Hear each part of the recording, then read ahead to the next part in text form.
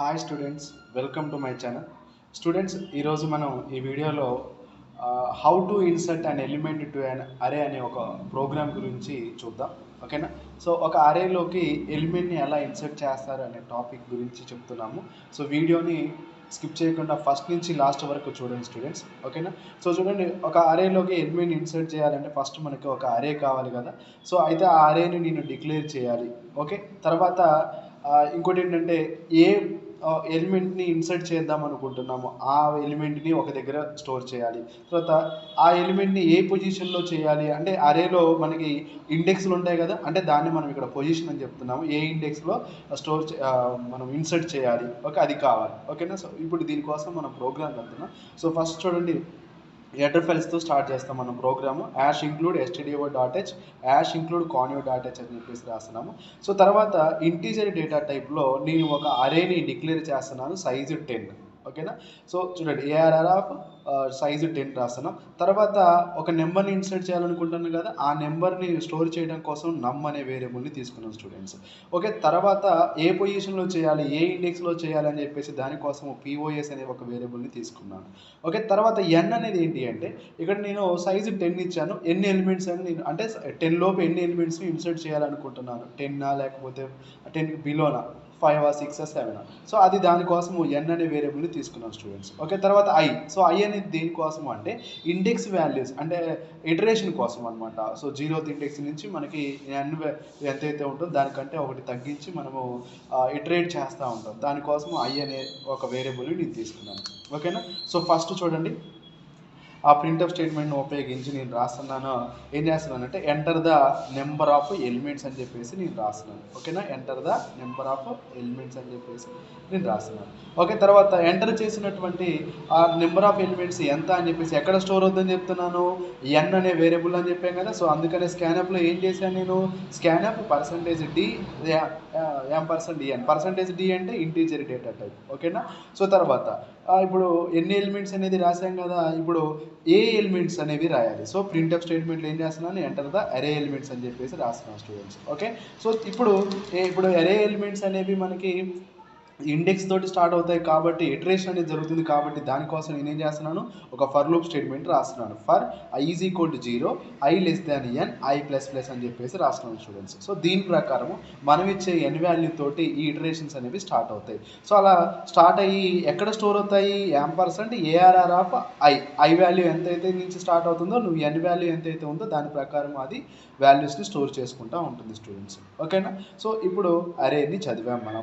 Next ఏం చేస్తున్నాము అంటే ఇప్పుడు ప్రింట్ఎఫ్ స్టేట్మెంట్ని ఉపయోగించుకొని enter the number to be inserted, ఏ నెంబర్ని ఇన్సర్ట్ చేయాలనుకుంటున్నారో ఆ నెంబర్ని ఎంటర్ చేయమని చెప్తున్నాడు. అది ఎక్కడ స్టోర్ అవ్వాలి, నమ్ అనే వేరియబుల్. ముందే చెప్పాం కదా, పైన చెప్పాను నేను, ఇక్కడ నమ్ అనే వేరియబుల్లో ఒక నెంబర్ని మనం స్టోర్ చేస్తామని చెప్పేసి. ఓకేనా? అది దేనికోసం ఇన్సర్ట్ చేసేది. ఓకే, తర్వాత ఎంటర్ చేసినటువంటి నెంబర్ ఏ పొజిషన్లో ఇన్సర్ట్ అవ్వాలి, enter the position at which the number has to be inserted అనేది మళ్ళీ ప్రింట్ఎఫ్ స్టేట్మెంట్లో రాస్తాం స్టూడెంట్స్. ఓకేనా? ఇది ఎక్కడ స్టోర్ అవుతుంది, పిఓఎస్ అనే ఒక వేరియబుల్లో స్టోర్ అవుతుంది. ఓకేనా? నెంబరు ఏంటనేది చూసాము, తర్వాత పిఓఎస్ పొజిషన్ అనేది చూసాం. ఓకే, ఇప్పుడు మనకి ఇటరేషన్ ప్రకారం సో అరే అనేది 0 ఇండెక్స్ తోటి స్టార్ట్ అవుతుంది. సో A0, A1 ఇలా అరే నేమ్ ఏ అయితే A0, A1 అని చెప్పేసి ఇలా స్టార్ట్ అవుతూ ఉంటుంది. సో దాని ప్రకారం మనం ఇక్కడ లాజిక్ అనేది రాస్తాం. సో ఫస్ట్ దానికోసం ఒక ఫర్ లూప్ స్టేట్మెంట్ని రాస్తున్నాను.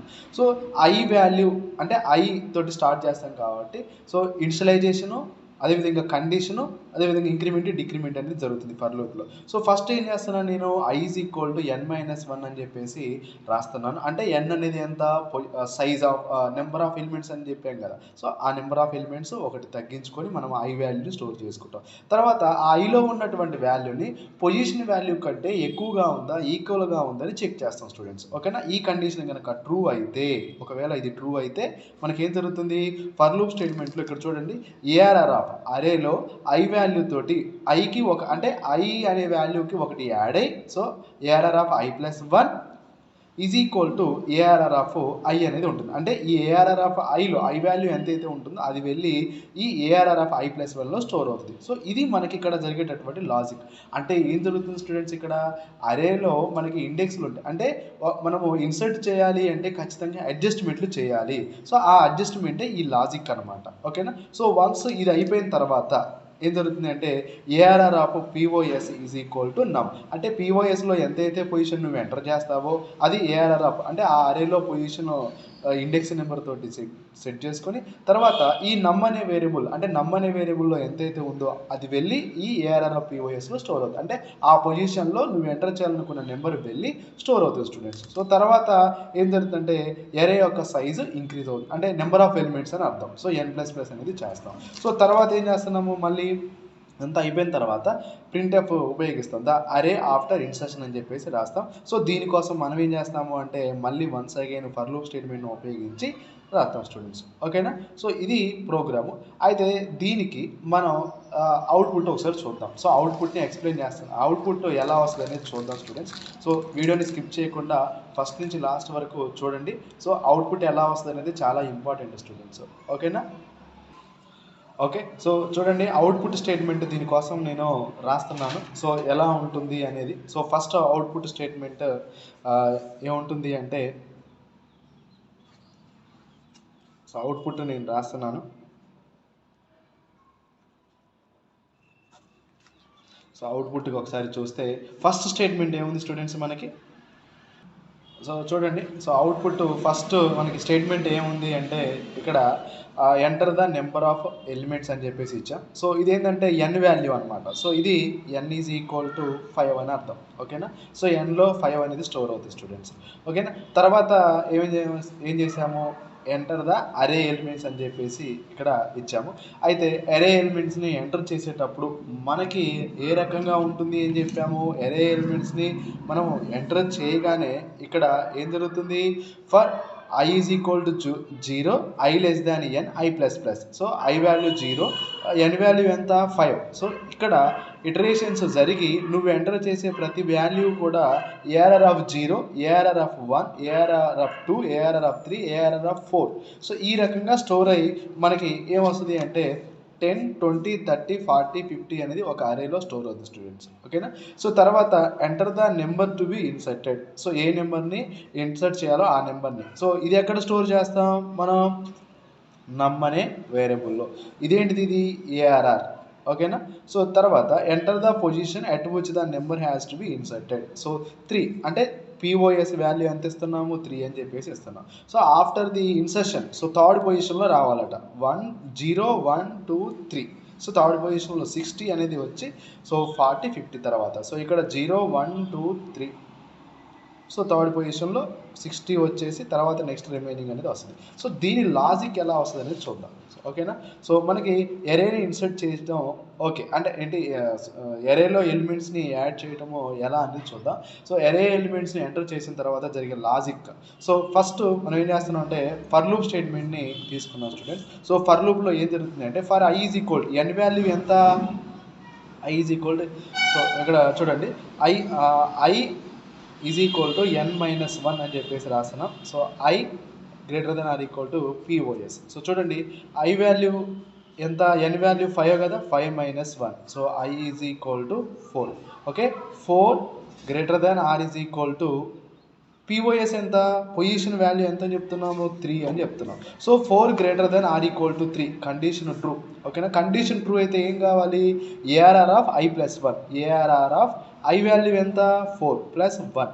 So ARR of I value ఎంత 4. సో మనకి ఇక్కడ నువ్వు ఎంటర్ చేసేటటువంటి అరే వాల్యూస్ ఏ రకంగా స్టోర్ అవుతున్నాయి అనేది ఇక్కడ ఇంపార్టెంట్. సో 10, 20, 30, 40 అండ్ 50 అని చెప్పేసి. ఓకేనా. 0, 1, 2, 3, 4 ఇది ఏఆర్ఆర్. ఓకే. సో ఇక్కడ చూడండి ఏఆర్ఆర్ ఆఫ్ 5లో ఏం స్టోర్ అవుతుంది అంటే ఏఆర్ఆర్ ఆఫ్ 4లో ఉన్న వాల్యూ. 4లో ఎంత ఉంది స్టూడెంట్స్, 50. సో 50 వెళ్ళి మనకి ఎక్కడ స్టోర్ అవుతుంది, ఏఆర్ఆర్ ఆఫ్ 5లో. ఓకే. సో ఇప్పుడు ఏఆర్ఆర్ ఆఫ్ 5 అని చెప్పేసి ఒక బ్లాక్ అనేది క్రియేట్ అవుతుంది మనకి. 0, 1, 2, 3 4 అండ్ 5. సో 10 20 30 40 50 వెళ్ళి ఎక్కడ స్టోర్ అవుతుంది మనకి ఫిఫ్త్ పొజిషన్లో. తర్వాత ఓకే, ఇప్పుడు condition true.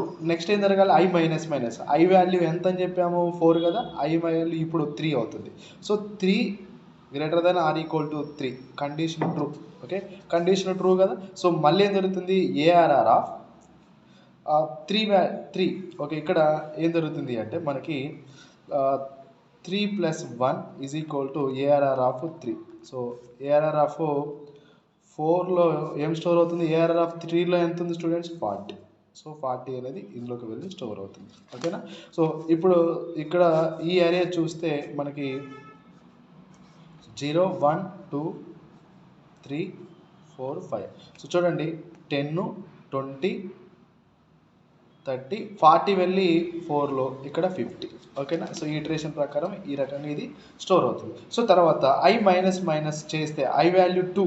So 2 greater than or equal to 3, condition wrong. So ఇప్పుడు ఏం జరుగుతుంది అంటే నెక్స్ట్ చూడండి ARR of POS. So ARR of POS value ఎంత 3. సో 3లో నమ్ ఎంత, ఇక్కడ చూడండి నమ్ వాల్యూ ఎంత ఇచ్చాం మనం 60. సో ఈ 16 తీసుకొచ్చి ఎక్కడ స్టోర్ చేస్తున్నాం మనము ఏఆర్ఆర్ ఆఫ్ 3లో. సో ఇక్కడ ఎంటీగా ఉందా. సో ఈ రకంగా మనకి ఏం జరుగుతుంది అంటే ఒక ఎలిమెంట్ అనేది అరేలో ఇన్సర్ట్ అవుతుంది. ఓకేనా students. So thank you for watching. So please like, comment and share my video to your friends. ఓకేనా, థ్యాంక్ యూ.